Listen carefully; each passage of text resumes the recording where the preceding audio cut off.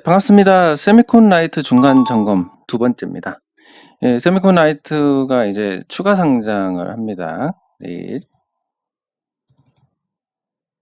내일이 아니고 20일 추가 상장을 하는데 20일 추가 상장이고 680원이지만 이게 공매도가 가능합니다. 그래서 20일이지만 이제 16일.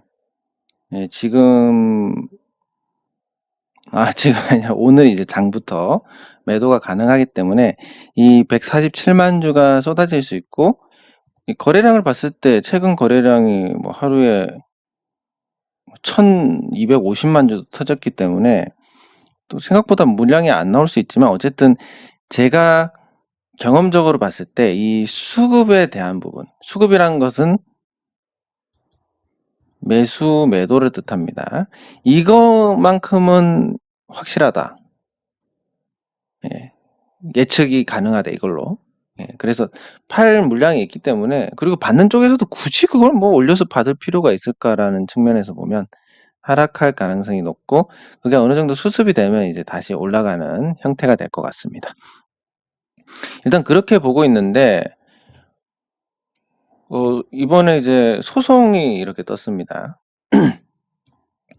9번천 외 3명이 소송을 했습니다. 주주명부 열람 및 등사 가처분 신청을 했는데, 일단 많이 듣던 이름이라서 이 9번천 부회장인데, LB 인베스트먼트 쪽에 이건 뭐 적대적으로 뭘 하려는 거 아니냐, 이렇게 또 기대를 할 수 있습니다, 주주 입장에서는. 근데 제가 오늘 좀 시간을 들여서 살펴보니까 뭐 가능성은 희박하고, 이분도 동명이인일 수도 있겠다라는 생각을 하는데, 만약에 아닌 경우에 경영권 분쟁이 일어날 수 있느냐라는 쪽을 생각해 보면 가능성이 그렇게 크지는 않을 것 같습니다. 일단 보면 주주명부 소송할 때 대부분 이렇게 합니다.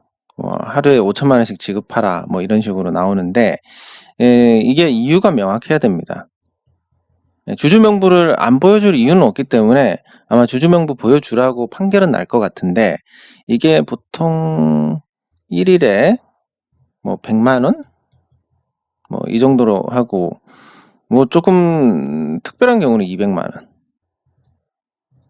합니다. 그러면 요 사건 검색을 통해서 한번 따져볼 필요가 있을 것 같습니다. 요 사건 검색을 해보면 9번 천외 3명입니다. 그리고 세미콘 라이트를 상대로 소송을 했고, 쭉 살펴보면 신문기일이 10월 28일로 잡혔습니다.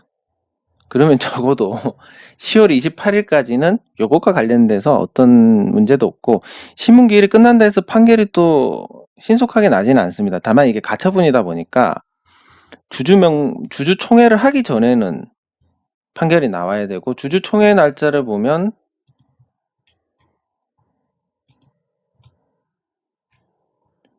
주주총회 소집 결의를 보면 11월 20일입니다. 그럼 보통 판결이 나는 게 뭐 빨라야 한 11월 10일? 빨라야 11월 10일이고 늦으면 한 11월 15일에 날 수도 있습니다. 그래서 뭐 일단 주주명부는 어떤 특별한 이유가 없으면 다 줘야 되기 때문에 회사가 패소를 할 겁니다. 주주명부가 저쪽에 전달이 될 건데, 그럼 얘들이 주주명부를 갖고 와서 뭘 할 거냐라고 봤더니, 이사회 의사록 열람 등사 가처분을 했습니다. 그러니까 이걸 또 찾아보면 되는데, 아마 옛날 걸로 이거 트집 잡는 게 아닌가 이런 생각을 하고 있습니다. 사실 뭐 이거를 할 이사회 회의록이라는 게 뭐 별거 없기 때문에 대부분 저것 때문에 소송을 하지 않는데, 일반적으로 이제 주주 제안을 하고 소송을 합니다. 근데 그럼에도 불구하고 저렇게 했다는 것은 그냥 주주 명부를 얻기 위한 핑계밖에 안 된다. 이렇게 됐을 때 이제 소송에서 좀 불리한, 뭐 회사가 어차피 질 거긴 하지만 이 주주명부를 안 줄 수는 없으니까, 다만 회사 쪽에 좀 유리한 판결이 내려질 가능성이 크다라고 보는 게 적절할 것 같습니다. 사건 번호 비합의 2089, 이런 거 다 한 번씩 이렇게 찾아보시면 됩니다. 별거 없습니다. 2089 비합의, 여기 있다. 2089 당사자명 9번천 635942 이렇게 해서 검색. 주식회사 세미콘 라이트일 거고, 이렇게 나와 있습니다. 신문기일이 같은 날짜에 잡혔습니다. 보통 이렇게 비슷한 내용은 같은 날짜에 잡히는데, 이게 또 법원에 따라 틀린데, 보통 서울 남부나 수원 같은 경우는 이 경영권 분쟁이나 이런 걸 많이 다루기 때문에 판결이 조금 빨리 납니다. 그래서 11월 20일이지만 주주총회보다 한참 이전에 이 판결이 날 가능성이 크고, 그때 만약에 구본천 씨가 진짜 LB 인베스트먼트, 그리고 여기 LB 세미콘, 이름도 비슷해가지고 LB 세미콘에 만약에 지금 LB 세미콘이 여기 있는데 2대 주주로 있습니다. LB 세미콘의 구본천 씨가 맞다면 이 LB 세미콘은 굉장히 알짜 회사입니다. 이익도 잘 나고 자산도 있고, 근데 여기 보면 뭐 미니 LED 모듈 개발, 약간의 시너지를 낼 수 있는 세미콘 라이트와 그런 부분이 있습니다. 다만 주주 제한을 하지 못한 걸로 봤을 때 지분은 얼마 없다, 이렇게 판단을 할 수 있고, 지분이 얼마 없다라고 판단을 할 수 있고, 그리고 여기서 조금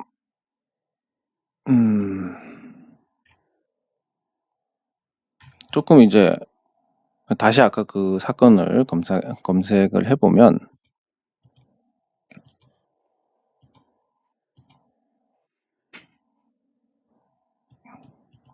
카합,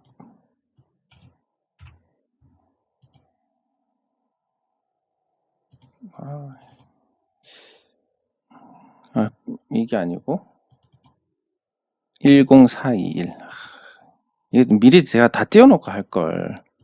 10421. 예. 하지만 또 이런 과정을 한번 보여드리는 것도 나쁘지 않은 것 같아서, 이거 했던 거라서 안 될 것 같은데, 다시. 그렇지. 164537. 자, 여기 특징을 한번 찾아보겠습니다. 일단 채권자가 구본천, 김정숙, 양동섭, 이재숙 이렇게 있는데, 여기 보면 채권자 소송 대리인이 양동섭으로 되어 있습니다. 되게 특이한 경우인데, 이 양동섭 변호사님이 세미콘 라이트 주식을 직접 사가지고 같이 채권자로 이렇게 등장을 했다라는 얘기인데, 되게 이상합니다. 보통 변호사분들은 이렇게 잘 안 하시기 때문에, 양동섭 변호사가 주식을 샀다라는 거 되게 좀 이상한 경우다. 그러면 양동섭 변호사 지분까지 가져올 정도면 지분이 생각보다 많이 없을 가능성이 크다라고 보는 게 맞을 것 같습니다. 그럼 지분이 없는 상태, 한 주만 갖고 있어도 주주명부 소송을 할 수 있기 때문에 이게 뭐 판결에 큰 영향을 주지는 않지만, 뭐 아까 이 소송의 내용 이런 거는 받아들여질 가능성이 거의 없으니까 하루에 5천만 원씩 지급하라, 이 금액이 굉장히 깎일 수가 있습니다. 1일당 뭐 100만 원도 아니고, 그리고 되게 제한적으로 뭐 한 3일 동안에 3일간만 뭐 100만 원씩 지급해라, 뭐 이 정도가 될 수 있어가지고, 그래서 큰 의미는 없을 것 같고, 그리고 그 이유도 경영권 분쟁의 핵심인 주주 제한이 아니라는 점에서, 주주 제한을 하려면 지분이 1.5%가 있어야 됩니다. 6개월간 보유한 거. 아니면 3%가 있어야 됩니다. 근데 법원 판결로는 단기간에 3% 모아서 뭐 주주 제한을 하고 이런 게 받아들여지지 않습니다, 보통은. 그렇기 때문에 요렇게 해도 안 되는 거고, 지분도 변호사 지분까지 같이 한 걸 보니까 얼마 없을 것 같고. 그래서 여러분들이 기대하는 경영권 분쟁은 좀 힘들지 않을까 생각을 합니다. 다만 경영권 분쟁은 힘들어도 제가 말씀드렸듯이 세미콘 라이트가 굉장히 좋아지고 있고, 그리고 이번에 주주총회 여는 것도 감자 아니면 경영권 관련된 부분일 텐데, 이 감자일 가능성은 주가가 올라간 걸 봤을 때 희박하다. 그러면 경영권 양도 형태. 그런데 현재 관리 종목이니까 경영권 양도나 최대 주주 변경은 안 될 거고, 뭐 순차적으로 뭐 넘길 만한 어떤 작업을 진행하고 있지 않나.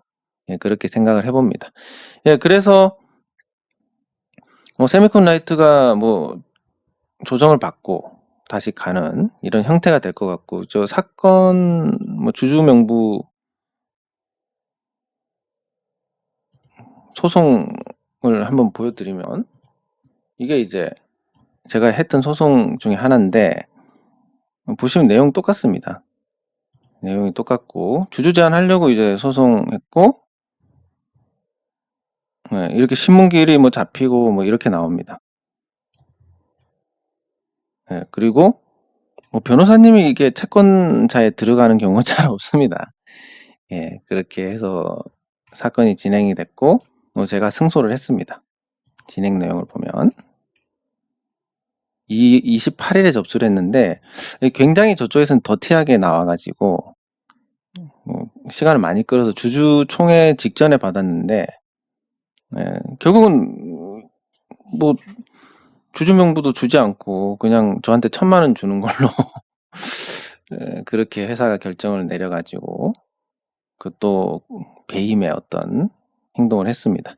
예, 어쨌든 요 과정들을 거치면서 경험을 토대로 말씀을 드리면, 세미콘 라이트의 이 주주 명부 소송은 여러분들이 기대하는 그런 게 아닐 가능성이 크고, 다만 이 구본천 씨가 정말 LB 인베스트먼트의 그분이시라면 의문이 되는 게, LB 인베스트먼트나 아니면 LB 세미콘 통해서 진행해도 될 거를 이렇게 나서는 데다가 변호사 지분까지 이렇게 넣어서 채권자로 했다.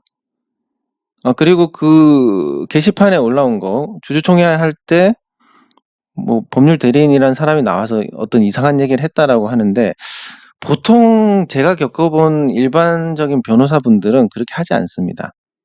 또 그렇게 하는 게 뭔가 되게 무리고, 그렇기 때문에 제가 추측을 해보면 그 양동섭 변호사라는 분은 어떤 로펌의 소속이 아니라 개인 변호사일 가능성이 크다라고 보여집니다. 그래서 이게 보통 영업적인 측면에서 좀 무리를 하는 경우를 많이 봤기 때문에, 그래서 개인 사무실을 하시는 분이 아닐까 싶고, 그래서 이게 거리도 안 되는데 이 경영권 분쟁 소송도 하고 이렇게 진행이 되는 것 같습니다. 그래서 뭔가 큰 기대를 하셨으면, 그거는 아닐 것이다. 다만 제가 아직 절반 보유하고 있고, 저는 이거 더 올라갈 거라고 봅니다. 왜냐하면 오너 리스크가 어쨌든 주주총회 통해서 만약에 경영권 양도하고 관련된 부분이 다뤄진다면 한 번 더 올라갈 탄력이 충분히 나오는 거고, 이게 지금 영업적인 가치로 보면 회사가 1,000억짜리 정도 됩니다.